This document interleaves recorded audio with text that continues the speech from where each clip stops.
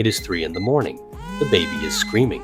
You have fed her, changed her, rocked her, walked with her, sung to her, done everything you know how to do, and she is still crying.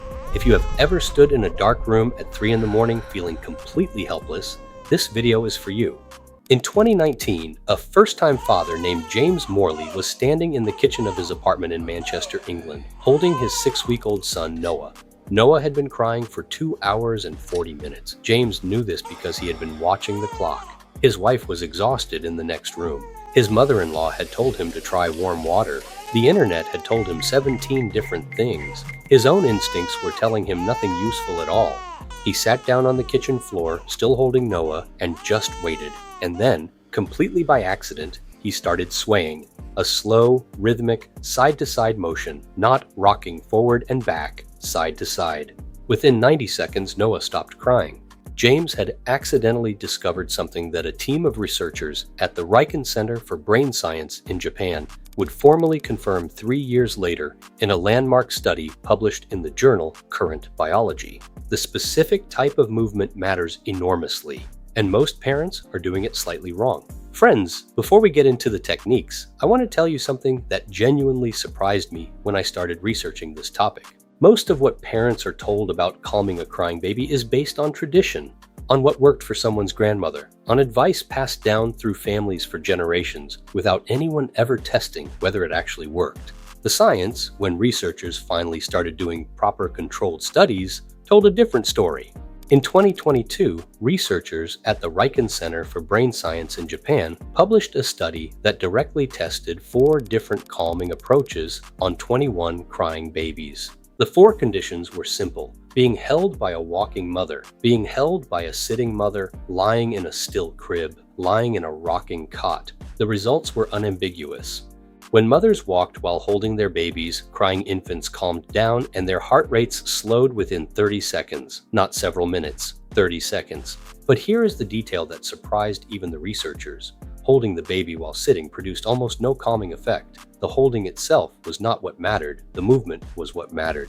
And not just any movement. Consistent, rhythmic walking. A pace that mimics the natural motion a baby would have felt for 9 months inside a moving, breathing, walking body.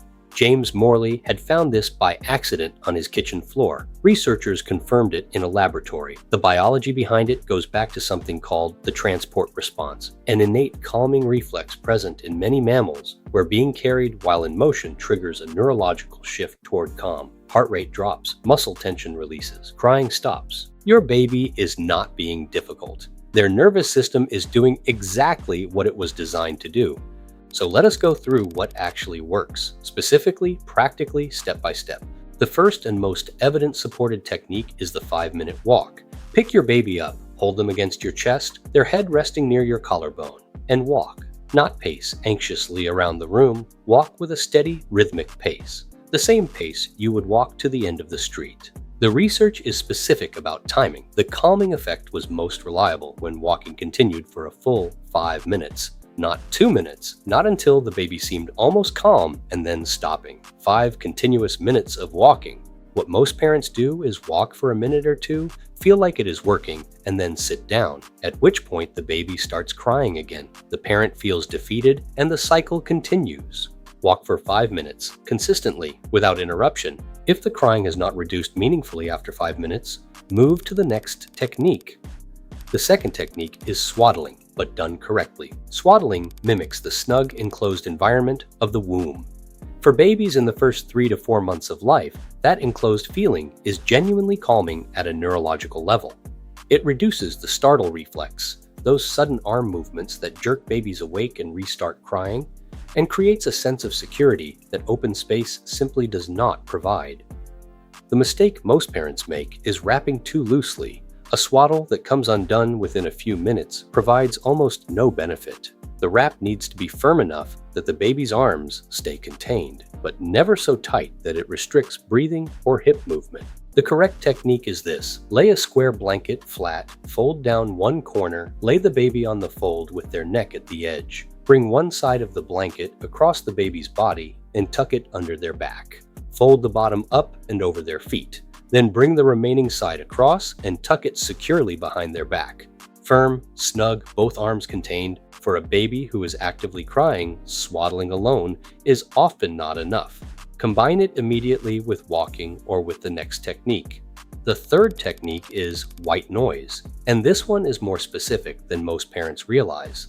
The womb is not a quiet place. Research has measured sound levels inside the womb at around 85 decibels, roughly the volume of a running vacuum cleaner. Babies spend 9 months surrounded by the constant sounds of blood flow, digestion, a beating heart, and a body moving through the world.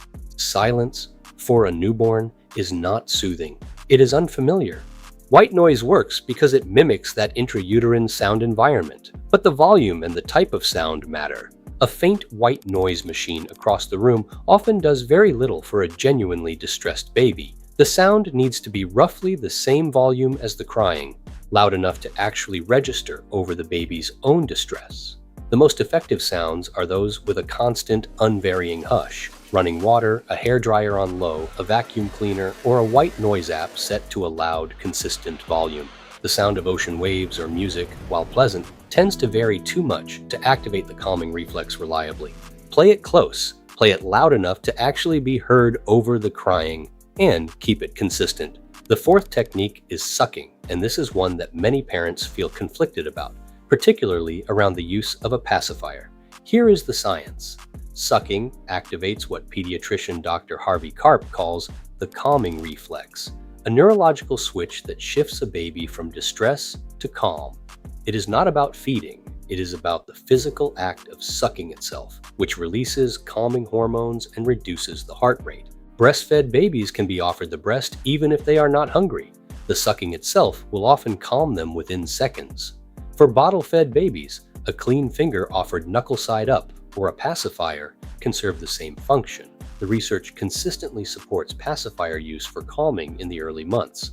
The concerns about nipple confusion are largely overstated for babies who have already established feeding well. Now, the technique that James Morley discovered accidentally on his kitchen floor, and the one that the 2022 Riken study confirmed is the single most reliable calming approach for a distressed baby. Side-to-side swaying combined with walking, not rocking forward and back. Side to side. When you hold a baby and walk with a natural gait, the motion your body produces is primarily lateral, a gentle side-to-side swing with each step. This is the motion that most precisely mimics being carried inside a walking body for 9 months. And it is the motion that most reliably activates the transport response. If you are walking and swaying slightly side to side at the same time, holding the baby upright against your chest, their head supported near your collarbone, you are combining 4 calming inputs simultaneously: warmth, containment, movement, rhythm. This is what James discovered by accident. This is what the research confirms, and this is the combination to come back to when nothing else seems to be working. One final thing, and this one is the most important. If you have tried everything and your baby is still inconsolable, if the crying has lasted more than 3 hours, if the cry sounds different from usual, if your baby has a fever or seems unwell in any way, please contact your pediatrician. Crying is the only language a baby has. Most of the time, it means one of the things we have talked about today, but sometimes it is telling you something else. Trust your instincts. If something feels wrong, seek help. And if you're at the point where frustration is building beyond what you can manage, put the baby safely in their crib, step out of the room, take 5 minutes. A calm parent is always more effective than a distressed one, and a baby left briefly in a safe place is always safer than a parent who has lost control.